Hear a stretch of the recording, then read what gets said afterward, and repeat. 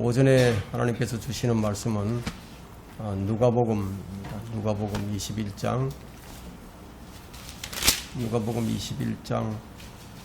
7절 보겠습니다. 7절 다 찾으셨습니까? 제가 빠뜨려 읽겠습니다.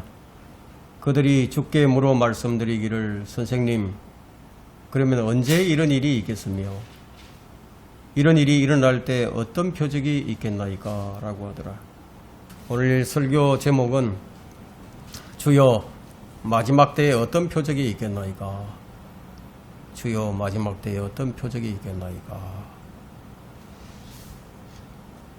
세상의 마지막이 어떻게 될까요? 지금 세상은 어디로 가고 있습니까? 왜 세상이 이 모양이죠? 지난 수년 동안 일어났던 일들을 보면서 사람들은 이제 이런 생각을 하게 됩니다.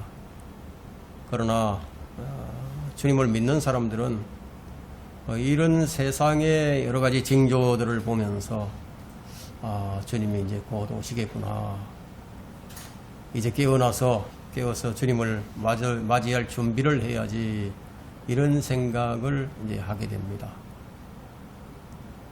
재림에 대한 설교는 성경의 주제이기 때문에 적어도 한 3개월마다 한 번씩은 해야 할 설교 제목입니다. 여러분, 세상을 한번 보십시오. 이 세상은 지금도 계속되는 산불이 있죠. 또 장마로 인해서 홍수가 일어나고, 또 허리케인, 지진, 기근, 여러 가지 이제 이상 현상들이 많이 일어납니다. 메뚜기가 출현하기도 하고, 폭동, 시위, 전쟁, 전염병 등이 계속되고 있죠. 지금 이 프랑스에서는 이민자들의 폭동이 일어났어요. 이민자들이. 그러니까 그냥 시위만 하면 될 텐데, 그 시위가 아니라 약탈과 방화, 폭행, 강도까지 합니다. 이 사람들의 죄질이 상상하기 어려운 엽기적인 그런 행각들로 나타납니다. 이런 현상들을 보고 이 사람들은 두려움을 느끼지 않는 사람들이 있을까요? 사람들은 이 세상이 어떻게 될까? 두려움이 있습니다. 시대의 흐름에 잘 대처하는 사람들과 그렇지 못한 사람들의 삶은 달라질 수밖에 없죠. 시대의 흐름을 잃지 못하게 되면 뒤처진 삶을 살게 됩니다. 사람들이 이제 시대의 흐름에 관심을 두는 것은 그렇게 나쁜 것이 아니에요. 그러나 우리 그리스도인들이 이 시대의 흐름을 분별하는 것은 이 세상 사람들과는 다릅니다.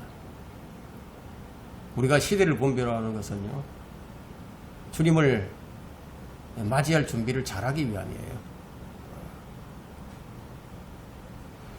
제자들이 이제 마지막 때에 어떤 표적이 있겠는지 주님께 물었어요.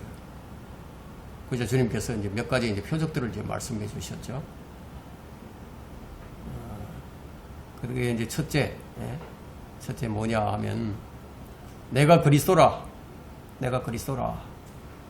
때가 가까웠다라고 하는 사람들이 일어난다는 거예요. 둘째는 이제 전쟁과 소요, 또 민족과 민족이 대적하고 나라가 대적하고 일어난다는 거예요. 셋째는 큰 지진이 있고 기근과 역병과 무서운 광경과 큰 표적들이 하늘로부터 일어난다는 거예요. 이 세 가지를 이제 말씀해 주셨는데, 표적이라는 것은 무엇입니까? 표적이란 보고 알 수 있도록 보여주는 사인이죠. 도로 표시판과 같은 역할을 하는 것이 바로 표적이에요. 도로에는 이제 많은 이 표시판들이 세워져 있죠. 이정표도 세워져 있고, 위험을 알리는 이 표시판들도 세워져 있습니다.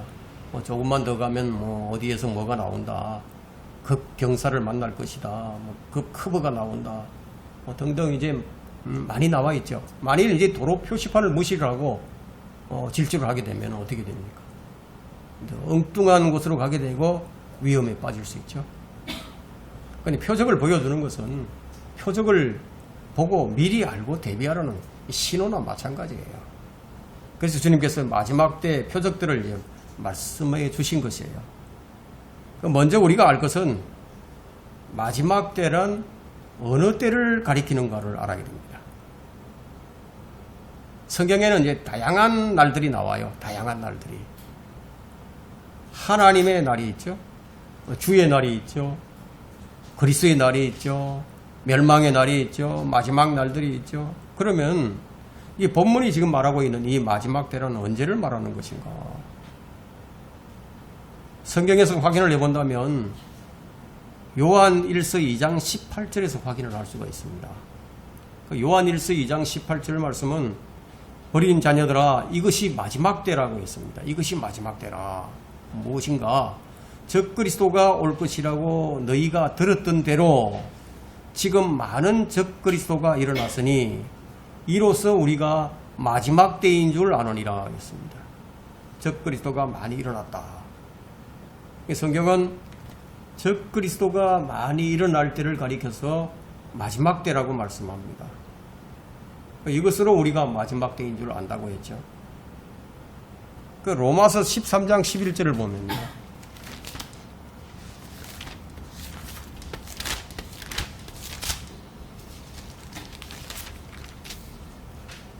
뿐만 아니라 우리가 그때를 아노니 했습니다. 우리가 그때를 안다고 했죠. 지금은 바로 잠에서 깨어나야 할 시간이로다. 이는 지금이 우리가 믿었던 때보다 우리의 구원이 더 가까워졌습니다. 지금은 우리가 깨어 있어야 할 바로 그때입니다. 그러니까 본문의 말씀은 교회에서 2000년 기간이 사실 이게 마지막 때라는 거예요. 2000년이 많은 적그리스도가 일어나는 때를 가리키고 있습니다. 그러니까 지금 여기저기서 내가 그리스도다, 내가 하나님이다 뭐 이렇게 말하는 사람들이 벌써 나와 있죠. 여러분 그 하나님의 교회가 뭐 각 지역마다 어마어마하게 크게 건물을 세우고 많은 사람들이 모입니다. 하나님의 교회, 6월절 교회죠. 안상홍인데 안상홍이 이제 죽었어요. 하나님이라고 하던 사람이 죽었어요. 그러니까 그가 죽자 그의 아내가 이제 하나님이 되었죠. 신천지 이만희 같은 사람, JMS의 정명석 같은 사람, 뭐 지금 이 시대에 많은 사람이 이런 자들을 따르고 있습니다. 디모데전서 4장 1절에는 그런 사람을 따를 것이라고 말씀하고 있거든요. 이제 성령께서 분명히 말씀하시나니 마지막 때에 어떤 자들이 미혹하는 영들과 마귀들의 교리들을 따를 것이라. 이게 무슨 말씀이냐면 마지막 때에는 많은 사람들이 배교할 것이라는 거예요. 이게 배교를 가리키고 있는 겁니다. 주님이 이제 마지막 때에는 배교와 타락으로 믿음을 볼 수가 없다 이렇게 이제 말씀을 하셨어요.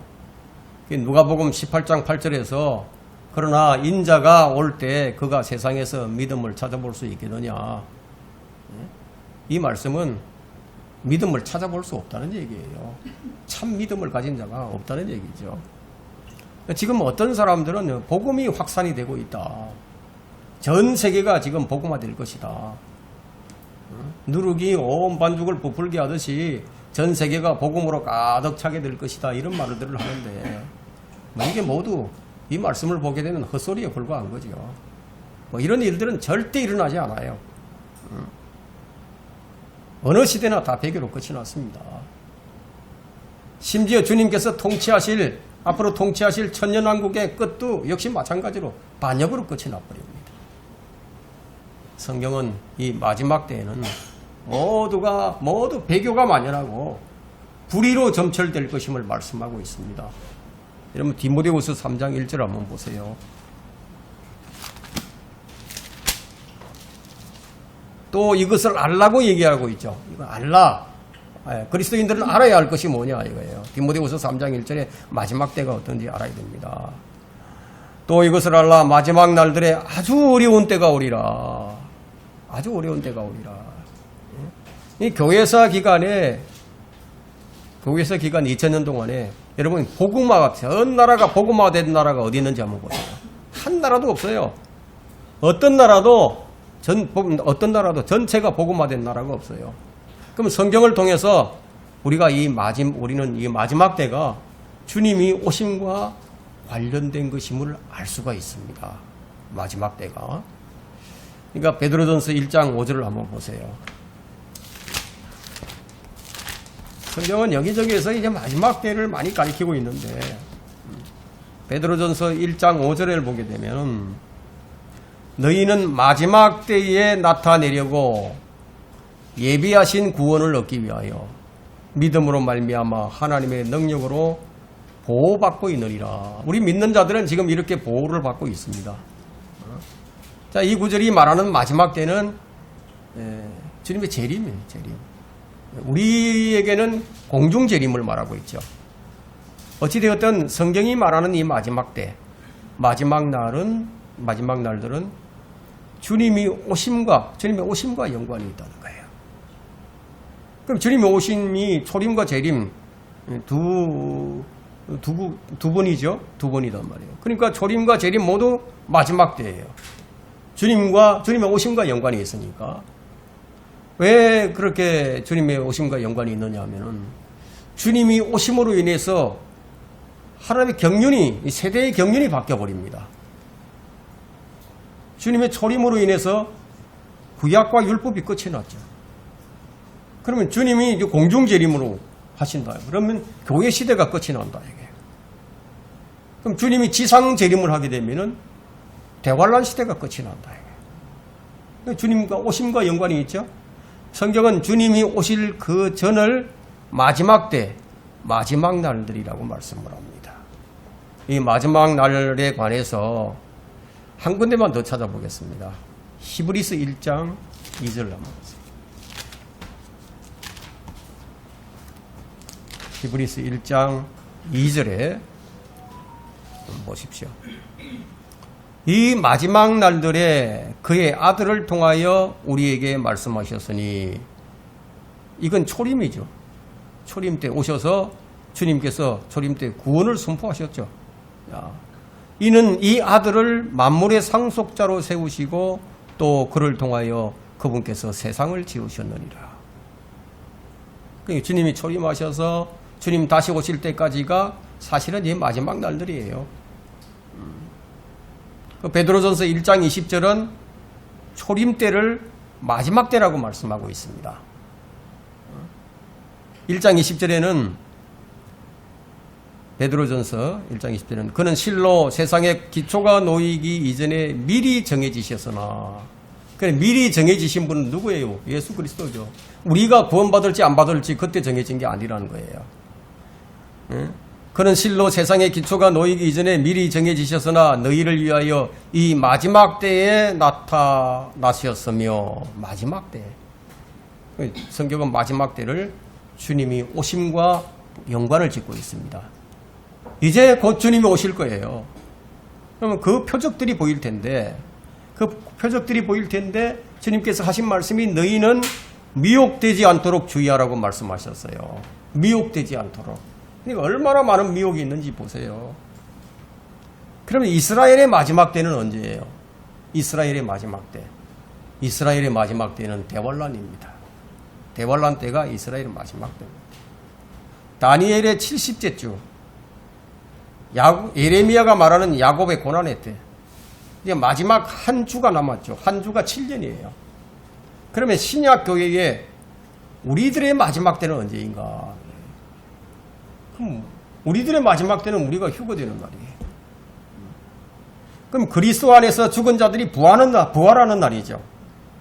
그래서 데살로니가전서 4장 16절과 17절에는 주께서 호령과 천사장의 음성과 하나님의 나팔 소리와 함께 하늘로부터 친히 내려오시리니, 그러면 그리스도 안에서 죽은 자들이 먼저 일어나고 그리고 나서 살아남아 있는 우리도 공중에서 주와 만나기 위하여 그들과 함께 구름 속으로 끌려 올라가리니 그리하여 우리가 영원히 주와 함께 있으리라.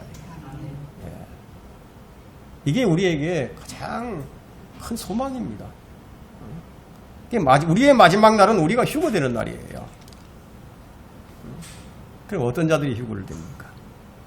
요한복음 6장 54절을 보면 내 살을 먹고 내 피를 마시는 자는 누구든지 영원한 생명을 가졌나니 내가 그를 마지막 날에 살리리라. 그리스도 안에서 죽은 자들의 부활을 말하고 있지. 그러니까 우리의 마지막 날은 휴거의 날이에요. 부활, 죽은 자들이 이제 부활하는 날이에요. 마르다도 마지막 날의 부활로 나사로가 살아날 줄을 알고 있었어요. 이건 이제 마지막 날들이 아니고 마지막 날이죠. 마지막 날. 마지막 날은 한 날을 가리키는 거고 마지막 날들은 여러 날을 가리키는 거다. 이게. 단수와 복수의 차이를 여러분들이 구분을 해야 됩니다. 그럼 먼저 주님께서 왜 이 말씀을 하게 되셨는지를 그 배경을 우리가 살펴본다면은 그 누가복음 본문 21장 5절과 6절을 한번 보세요. 그 배경을 우리가 봐야 되니까. 몇 사람이 성전이 얼마나 우아한 돌들과 예물로 단장되었는가 성전에 관하여 말하고 있을 때 주께서 말씀하시기를 너희가 보고 있는 이것들이 그날이 오면 돌 위에 돌 하나도 남지 않고 다 무너지리라고 하시니 이게 지금 이 말씀을 하신 그 배경인데 이 구절은 역사적으로 보면 AD 70년이에요. 로마의 티투스 장군에 의해서 이 예루살렘 성전이 완전히 이제 파괴해 버렸습니다. 역사적으로 완전히 이건 이루어져 버린 거예요. 그러나 예언적으로 우리가 보게 되면은 제3성전이 재건되고 대환란 때 큰 지짐과 함께 완전히 무너질 것을 말하고 있는 겁니다. 그러면 마지막 때 보여질 표적이 무엇인가? 첫 번째는 8절에 있는 말씀대로 내가 그리스도라 때가 가까웠다 라고 하는 사람들이 일어난다는 거예요. 8절 한번 볼까요? 8절. 또 주께서 말씀하시기를 너희는 미혹되지 않도록 주의하라. 미혹되지 않도록 주의하라. 이는 많은 사람이 내 이름으로 와서 말하기를 내가 그리스도라 때가 가까웠다 라고 하리라. 그래도 너희는 그를 따르지 말라. 그래도 너희는 그를 따르지 말라 이거예요. 그럼 내가 그리스도다 때가 가까웠다 그런 사람이 많이 나오겠지만 그렇다 하더라도 너희는 미혹되지 않도록 주의하라. 중요한 게 뭐예요? 미혹되지 않는 게 중요한 거죠. 그런 사람이 나오는 것이 중요한 것이 아니라 미혹되지 않는 것이 훨씬 더 중요한 겁니다. 주님께서 미혹되지 않도록 주의하라고 하셨어요. 그럼 우리가 사는 시대는 정신을 차리고 깨어있지 않으면 안 되는 시대입니다. 자, 의의 목자로서 우리가 주의해야 할 부분은 뭐냐면요. 의의 목자로 가장해서 흠잡을 데 없는 삶을 사는 사람들이 이 주위에서 지금 막 그런 선포하는 그런 교리를 선포하는 사람들이 사방에 있다. 사방에. 또한 우리는 이 사탄이 완벽하게 조직해 놓은 세상 체제가 주는 쾌락과 또 환경과 권세로 인해서 쉽게 유혹당할 수 있는 그런 시대에 지금 우리가 살고 있습니다. 실제로 사탄은 엄청난 권세와 영향력을 가지고 인간사를 지금 좌지우지하고 있죠. 그 권세와 영향력은 이 시대에 진보라는 제도에 발맞추고 날이 갈수록 더 각오감을 더해가고 있습니다. 주님께서 이제 여러 차례 이런 말씀을 하셨어요. 마태복음 7장 15절에는 거짓 선지자를 조심하라. 거짓 선지자를. 그들은 양의 옷을 입고 너희에게 나오나 속은 약탈하는 이리들이라고 말씀하셨습니다. 그럼 지금 그런 자들이 많이 있다는 거예요. 그러나 그 날에는 더 많이 일어난다는 거예요. 그럼 왜 이런 짓을 하느냐? 성경은 이 마지막 시대에 마귀들이 사용하는 수단들에 대해서 특별한 정글을 지니고 있습니다. 그들의 목적은 뭐냐면 진리에서 벗어나게 하는 데 있습니다.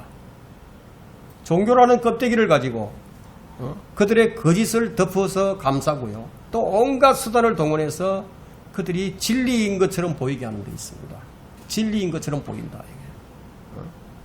그래서 이제 성령께서 분명히 말씀하시나니 마지막 때에 어떤 자들이 믿음에서 떠나 미혹하는 영들과 마귀들의 교리들을 따르리라. 그들 자신의 양심이 화인을 맞아 위선으로 거짓을 말하리라. 이것은 이제 사탄이 마지막 때에 어떤 진리나 교리적 체제의 선동자가 될 것이라는 얘기입니다. 교리를 들고 나와요. 진리를 들고 나온다. 그들이 내놓는 제안들이 너무나 매력적이고 외견상으로 너무나 경건해 보이기 때문에 믿음에서 떠나는 사람들이 그것들 안으로 빨려 들어갈 것인데, 말하자면 그들은 미혹하는 영들에게 홀려버리는 거예요. 미혹하는 영들에게. 위선으로 거짓을 말하는 것이란 신실한 성도들을 무너뜨리려고 시도하는 것을 의미합니다. 어떻게 썼는지 신실한 성도들을 무너뜨린다. 화인 맞은 양심이란 하나님의 정글을 왜곡시켜서 다른 혼들을 실족게 하고도 양심의 가책이나 후회를 전혀 느끼지 못하는 것을 의미합니다. 양심이 화인 맞아버렸어요. 이처럼 이 시대의 마지막 날들에 대해서는 마귀의 교리들로 알려진 위선으로 거짓을 말하는 체제가 예언되어 있다는 거예요. 그렇게 말할 것이라는 거예요. 사탄은 자신의 집회를 하고요, 자신의 회중 모임을 가지고 있습니다. 이것은 보이는 교회를 본뜬 것인데 하나의 모조품이죠. 이 집회는 계시록 2장 9절에서는 사탄의 회당이라고 언급이 되고 있습니다. 성도들의 조직화된 집회가 하나님의 중요한 위치를 차지해 온 것처럼 상대적으로 사탄의 회당으로 언급된 조직화된 집회가 하나님의 집회처럼 보여지고요, 중요한 위치를 차지한다는 거예요. 여러분, 마태복음 13장에서 독보리가 곡식 사이의 모습을 드러내는데 그것은 언제 일어나느냐면 곡식을 파종한 후에 일어나는 거죠. 곡식을 파종한 다음에 그 다음에 마귀도 와서 거기다 이제 파종을 한다는 거예요. 그러니까 개역 성경에는 가라지라고 되어 있습니다. 우리 이제 독보리로 되어 있는데, 자, 곡식 가운데 심겨진 이 악한 자의 자녀들의 모습을 드러내어서 가시적인 이제 교회 회원의 일원이 되기도 하고, 심지어는 조직화되기도 한다는 거예요. 교회 일원이 되기 있으니까. 스스로 이제 교회 일원이라고 부르는 이 사탄의 집회는 그들만의 사역자들과 그들만의 교사들을 가지고 있습니다. 그들이 거룩한 모습으로 능력 있는 자로 그 모습을 보입니다. 정중한 말과 그럴듯한 언변으로 순진한 사람의 마음을 미혹한다고 했습니다. 심지어 자신을 하나님으로 그리스도로 나타나더라도 주님께서 하시는 말씀은 그들에게 속지 말라, 미혹당하지 말라. 그럼 어떻게 하면 속지 않을 수가 있죠? 최상의 교리를 가지고 최상의 모습으로 다가오는 이 거짓된 자들을 어떻게 우리가 분별할 수 있어요? 그들의 믿음의 실행을 보고 판단을 하라고 말씀을 하고 있습니다. 믿음의 실행을 보라. 히브리서 13장 7절에는 하나님의 말씀을 너희에게 들려주고 너희를 다스리는 자들을 기억하고 그들의 행실의 결과를 관찰하여 그들의 믿음을 따르라고 말씀하고 있습니다. 무조건 따르라는 게 아니죠. 지금 성도들이 참 진리로부터 떠나는 것이야말로 이 마지막 때에 마귀들이 횡령하고 있고 큰 영향력을 행사하고 있다는 산증거임을 보여줍니다. 많은 사람들이 빨려 들어갑니다. 진공청소기에 빨려 들어가는 것처럼 빨려 들어가 버립니다. 그러나 이것은 그리스도인이 자신의 개인적인 믿음에서 제각각 돌아선다는 것만을 의미하지는 않습니다. 그것은 다름 아니라 데살로니가후서 2장 2절과 3절에서도 말씀하셨듯이 주의 날에 앞서서 있게 될 엄청난 배교를 예고하고 있습니다. 엄청난 배교예요. 이 엄청난 배교가 최고조에 이를 것이라는 겁니다. 앞서 말씀드렸다시피 모든 시대는 배교로 끝이 납니다. 시대의 끝으로 이 배교가 예언되어 있습니다. 그러나 다 배교하더라도 중요한 것은 남는 자가 되는 거예요. 배교하지 않는 거예요. 미혹되지 않는 거예요. 여러분, 엘리야 때 바알에게 무릎 꿇지 않은 7,000명이 있었던 것처럼 배교하지 않는 것, 미혹당하지 않는 것이 가장 중요합니다. 그럼 누가 미혹당하느냐? 누가 또 미혹하느냐? 이게 누가 미혹을 하죠? 미혹하는 자들이 누구냐? 고린도후서 11장 13절에 분명하게 기록하고 있죠. 그들은 거짓 사도들이요, 기만하는 일꾼들이요, 자신들을 그리스도의 사도들로 가장하는 자들이라. 주의 종으로 가장한 자들이 미혹한다는 거예요. 거룩한 척, 경건한 척. 자, 이들의 특징은요, 말로만 하는 것이 아니에요. 놀라운 표적들을 보여줍니다. 요즘 사람들이 목사를 볼 때 능력이 있는가 없는가 그걸 보고 판단을 하죠. 그래서 표적을 행하는 권능 있는 목사가 인기를 얻습니다. 그렇게 하면 능력 있는 목사가 되는 거니까. 은사를 자랑하면서 이제 병을 고쳐준다거나 아니면 방언을 말하게 한다거나 아니면 무언의 힘으로 뒤로 넘어지게 하는 표적을 보여준다거나 악한 영들을 쫓아낸다거나 뭐 그런 것들로 속인다는 거예요. 그 표적들과 이적들을 보여주면서 자신이 능력 있는 하나님의 종이라고 속인다는 거예요. 그래서 표적들과 이적들이 모두가 성령의 역사가 아니라는 겁니다. 누가 병을 고친다, 누가 사람들을 뒤로 넘어지게 한다, 예언 기도를 해준다, 그게 모두 성령의 역사가 아니라는 거예요. 그렇게 능력을 행하는 목사는 자신이 그렇게 성령의 능력으로 그것을 행한다고 주장을 합니다. 그런데 그게 아닐 수 있다는 거예요. 마귀가 사람을 속일 때 나는 사탄이다, 나는 사탄이다 이러고 속이지 않아요. 사탄은 빛의 천사로 가장해서 나타나서 속입니다. 그들에게 속임을 당한 자들에게 주님께서 뭐라고 말씀하십니까? 그들에게 속임을 당한 자들을 마태복음 7장 22절과 23절에 그날에 많은 사람이 나에게 주여 주여 우리가 주의 이름으로 예언하지 아니하였으며 주의 이름으로 마귀들을 쫓아내지 아니하였으며 주의 이름으로 많은 경이로운 일들을 행하지 아니하였나이까 라고 말하리니 무슨 얘기죠? 많은 사람들이 그렇게 할 것이란 얘기죠. 많은 사람들이 주여 주여 우리가 주의 이름으로 예언하지 아니하였으며 이런 사람들은 자신이 속고 있는 걸 모르는 거죠. 자신들은 주님의 이름으로 일을 한 거죠. 그런데 주님께서는 뭐라고 말씀하시죠? 그렇게 놀라운 표적과 이적들을 행한 사람들에게 뭐라고 얘기하죠? 23절에 그때 내가 그들에게 분명히 말하되 나는 너희를 전혀 알지 못하니 너희 불법을 행하는 자들아 내게서 떠나가라고 하리라. 이렇게 말씀하시겠다는 겁니다.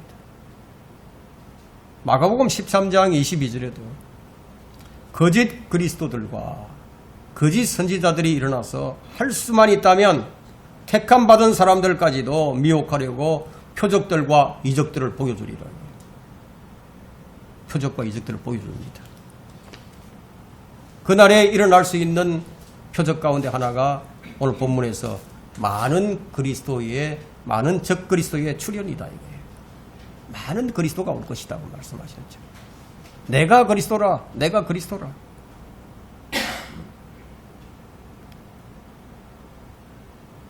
그럼 이런 사람들이 언제부터 일어나게 되었느냐 이거예요. 이런 사람들이. 사도시대에는 이런 자들이 없었어요. 한번 생각해 보세요. 사도행전에 이런 사람을 본 적이 있습니까? 내가 그리스도다, 내가 그리스도다 하고 나온 적이 없었죠. 그럼 언제부터 이런 사람들이 나오게 됐느냐? 본격적으로 일어나기 시작한 것은 20세기에 들어서면서부터입니다. 20세기 들어서면서부터 여기저기서 일어나기 시작했어요. 여러분 우리나라에 유명한 사람이 있어요. 통일교 문선명이. 유명하죠. 세계적인 사람이에요. 전도관의 박대선. 그런 사람들이 있죠. 지금 자신이 그리스도다. 때가 가까웠다. 그런 말로 속여서 사람들을 미혹해서 공동체를 만든다는 거예요. 그리고 집단 생활을 하게 하죠.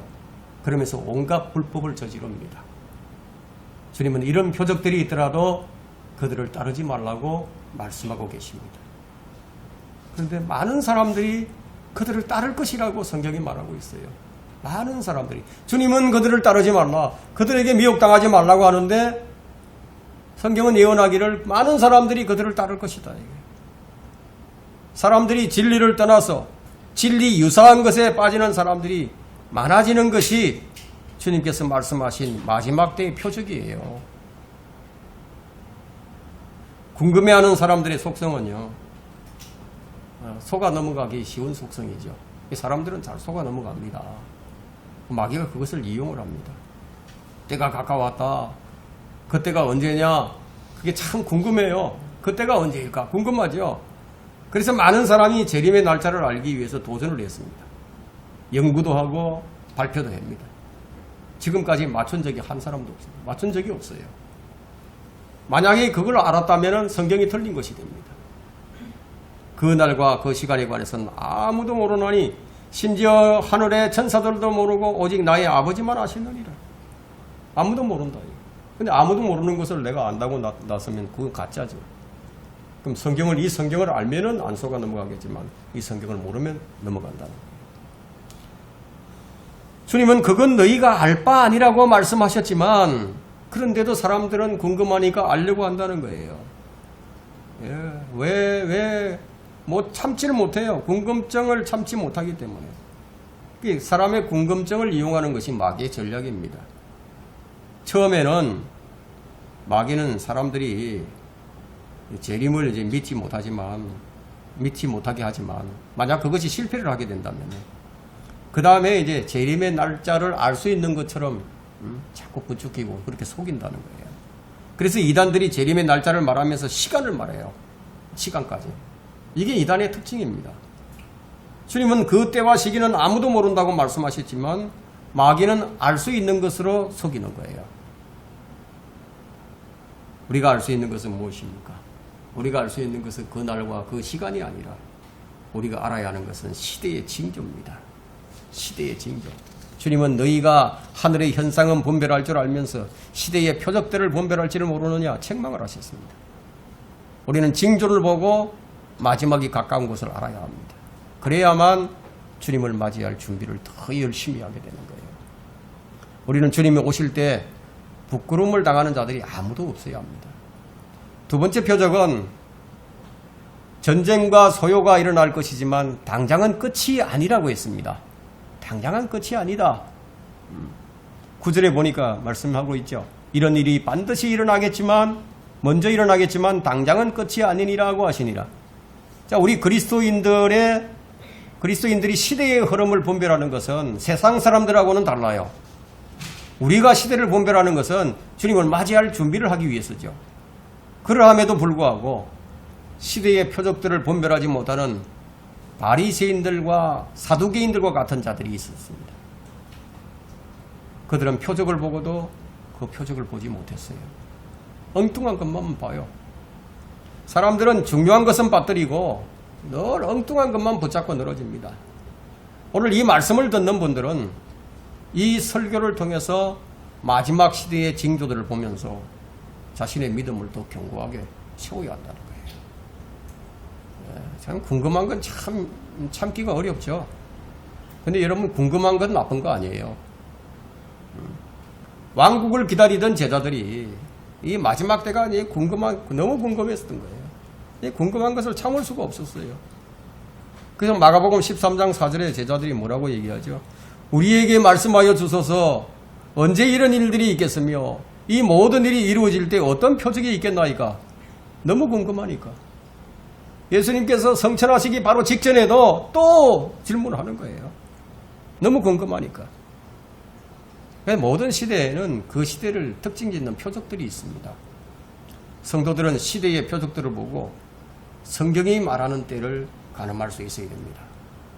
사람들은 자신이 언제 죽을지 알지 못하지만 이 머리, 흰머리가 늘어가고 피부가 노화되고 자신의 힘이 이제 빠지는 것을 보면서 내가 이제 갈 날이 이제 멀지 않았구나. 뭐 이런 것을 이제 알죠.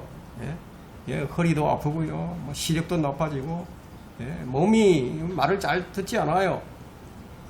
자, 이런 것은 이제 내가 죽을 날이 점점 더 가까이 오고 있다는 이게 몸의 표적을 보여주는 거죠. 우리는 그 날과 그 시는 알 수 없지만은 우리는 이렇게 그 징조는 알 수 있다는 거예요. 마찬가지로 주님께서는 성경을 통해서 시대의 표적들을 보여주시는데 곳곳에서 시대의 징조가 나타나고 있습니다. 관심을 가지면요, 누구나 이제 쉽게 볼 수 있어요. 하지만 우리는 주님께서 부르실 그날을 정확히 알 수는 없어요. 그러나 시대의 표적들을 보더라도 두려워하지 말라고 말씀하시죠. 9절을 보세요. 그러나 너희가 전쟁과 소요에 관하여 들을지라도 두려워하지 말라. 두려워하지 말라. 이런 일이 반드시 일어나겠지만 당장 끝은 아니니라. 전쟁과 소요가 반드시 일어난다는 거예요. 그러나 당장 끝이 오는 게 아니다. 그러니까 그 소문을 듣더라도 두려워하지 말라.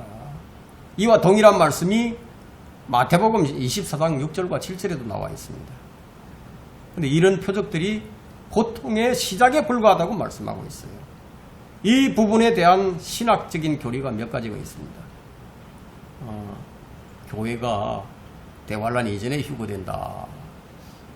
교회가 대환란 중간에 휴거가 된다. 교회가 대환란을 통과한다. 이런 교리들이 있어요. 그러나 성경이 말하는 교리는 뭐예요? 교회는 대환란 전에 휴거된다는 거예요. 이게 올바른 교리입니다. 대환란은 이스라엘의 회복에 앞서서 일어납니다.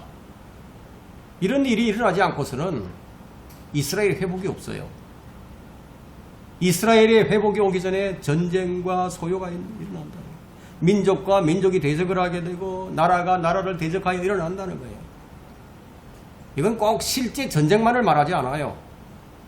요즘은 뭐 경제적인 것도 경제전쟁이다 이런 얘기하잖아요. 그러니까 경제적으로 대적하는 것도 대적하는 일에 속하죠. 이런 일이 이전보다 점점 더 늘어나죠. 이것이 마지막 때에 오는 표적이에요. 10절에서 그걸 말씀하고 있죠. 또 그들에게 말씀하시기를, 그죠? 또 그들에게 말씀하시기를 민족이 민족을 대적하고 나라가 나라를 대적하여 일어나리라. 대제국이요, 패권국가, 대제국이 세계를 지배할 때는요, 전쟁이 거의 일어나지 않아요. 그러나 이 패권국가가 각 나라들을 통제할 힘을 잃게 되면은 그때부터 분열이 일어나게 됩니다. 통제력을 잃어버리면은 그 세계는요, 힘 있는 나라가 힘을 유지하게 될 때 평화는 유지되는 거예요. 지금은 이제 미국이 힘을 잃어가기 때문에 전쟁이 일어나도 통제가 안 됩니다. 통제할 수가 없어요. 곳곳에서 전쟁이 일어날 수 있고요. 또 전쟁이 일어나더라도 어떻게 할 수 없는 상태가 되어버립니다. 만일 중국이 힘을 잃게 된다면은, 그러면 중국은 50여 개의 소수민족들로 이제 구성이 되어 있는데, 그럼 그걸 소수민족을 통제할 수 없게 된다면 어떻게 되겠습니까? 민족이 다, 소수민족들이 다 독립하라고 들고 일어나겠죠. 그러면 어떻게 되죠? 전쟁과 소요가 막 일어난다는 거예요. 마지막 때의 표적이 바로 전쟁과 소요입니다. 민족과 민족이 민족을 대적하고 나라가 나라를 대적합니다. 이게 전쟁인데 이건 누구도 막을 수 없다는 거예요. 통제할 수도 없다는 거예요. 이런 일이 있을 것이라는 거예요. 자, 이걸 막는 사람이 나오게 되면은 그는 슈퍼스타가 되는 거죠. 추앙을 받게 되죠. 적그리스도가 이렇게 온다는 거예요. 여러분 아세요? 적그리스도가 이렇게 옵니다. 세계 단일 정치 체제, 단일 종교, 단일 경제 체제, 강력한 통제 사회가 되는 거예요. 지금은 불가능한 것처럼 보이죠. 그죠? 네, 그때 대환란 때 적그리스도는 강력한 지도력으로 강력한 통제 사회를 이제 형성하게 됩니다. 지금 이것을 향해 세계는 흘러가고 있습니다. 모든 과학이, 모든 종교가, 모든 문화가, 모든 정치 형태가 이것을 향해 지금 돌진하고 있는 겁니다. 세 번째 표적은 자연재해와 무서운 표적들이 하늘로부터 있을 것이라는 거예요. 11절 한번 보세요. 큰 지진이 여러 곳에 있을 것이며 기근과 역병과 무서운 광경과 큰 표적들이 하늘로부터 있으리라. 큰 지진과 기근과 역병이 마지막 때에 보여주는 표적입니다. 주님은 이런 표적을 제시해 주셨습니다. 이런 표적들은 지금 동시간대에 전 세계적으로 다 알려져 버립니다. 여러분 큰 지진이 발생해 보세요. 그냥 실시간으로 막 보여주시죠. 큰 지진의 발생으로 주의 날이 가까웠음을 알려주십니다. 주님께서. 뭐 예전부터 지진이 있었지 않았느냐 그렇게 말하는 사람들이 이제 많이 있지만 여러분 21세기로 들어서면서부터요 더 강력한 지진이 더 자주 발생을 합니다. 이 인터벌이 짧아졌어요. 이제 우리나라도 지진의 안전시대가 아니죠. 이게 표적이라는 거예요. 여러분 전염병도 마찬가지입니다.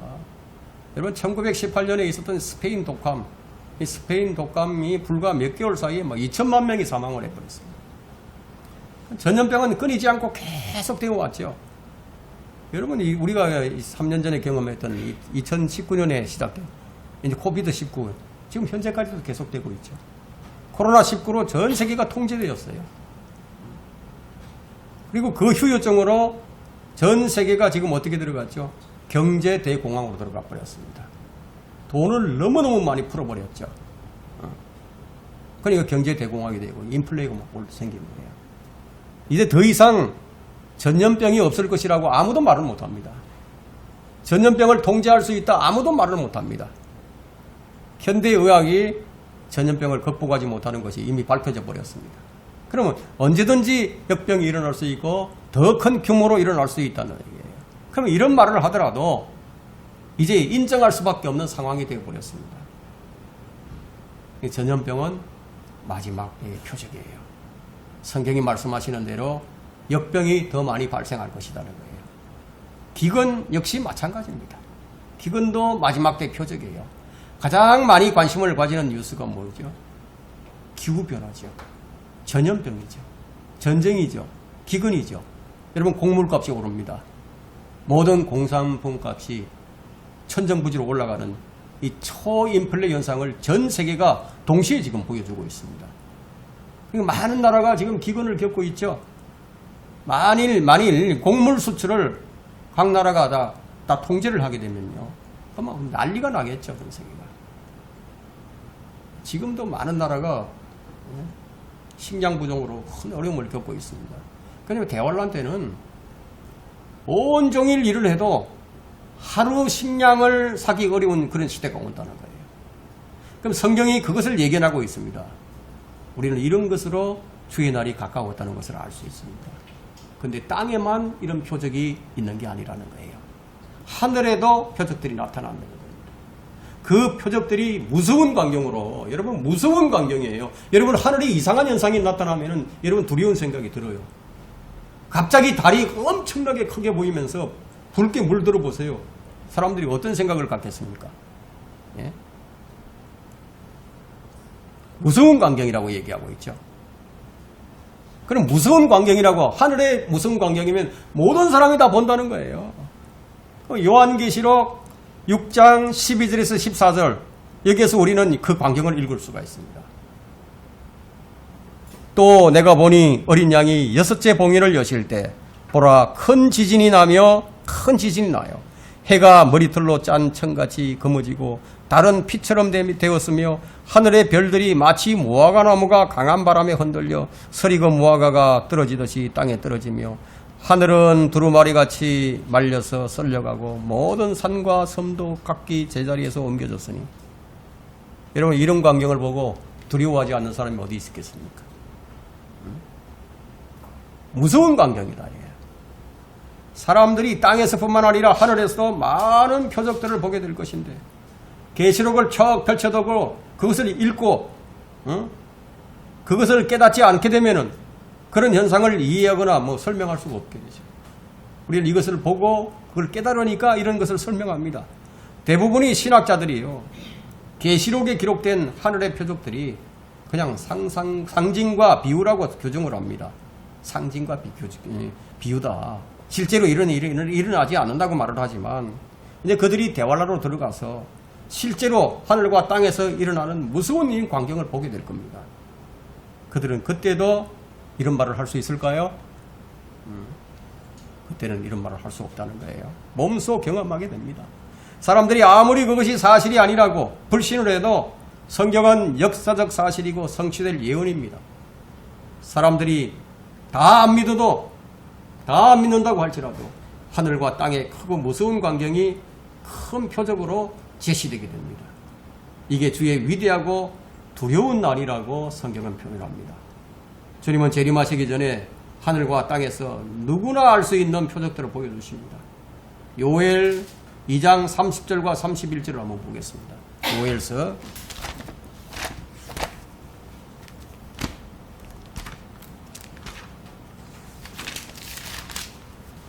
'내가 하늘들과 땅의 이적들을 보이리니 피와 불과 연기 기둥들이라.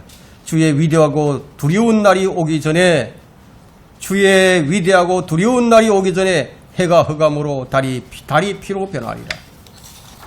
여러분, 대낮인데도 밤처럼 어두움이 있을 것이라는 거예요. 주님이 십자가에서 운명하실 때 3시간 동안 그 땅에 어두움이 내렸습니다. 앞을 볼 수 없는 어둠이 쫙 깔렸어요. 대낮인데도 밤같이 어두워지는 현상. 여러분, 갑자기 천둥이 치고 번개가 치면서 갑자기 어두워지는 걸 한번 생각해 보세요.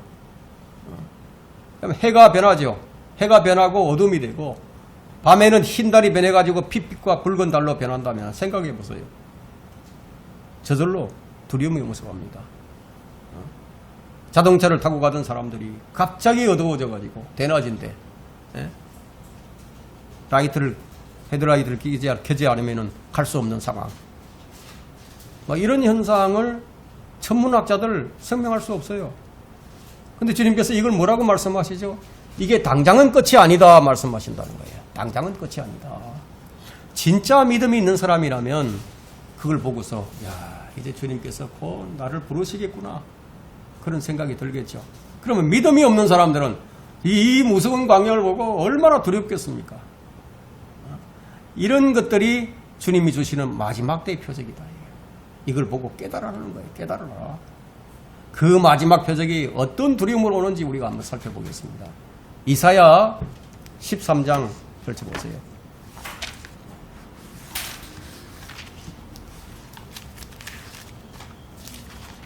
이사야 13장 6절부터 봅니다.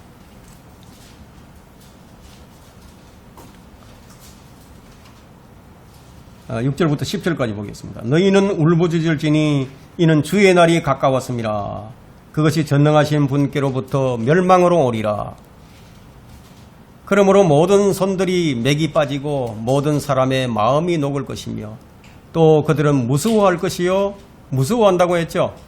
고통들과 슬픔들이 그들을 붙들리니 그들이 진통하는 여인처럼 아픔 중에 있으리라. 그들은 서로 보며 놀랄 것이요, 그들의 얼굴들은 불꽃들같이 되리라.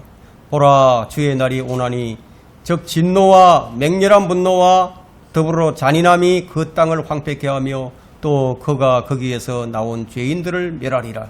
하늘의 별들과 그 별무리들이 그들의 빛을 내지 않을 것이요, 해가 솟아도 어두워지겠고 달은 그 빛을 비추지 아니하리라.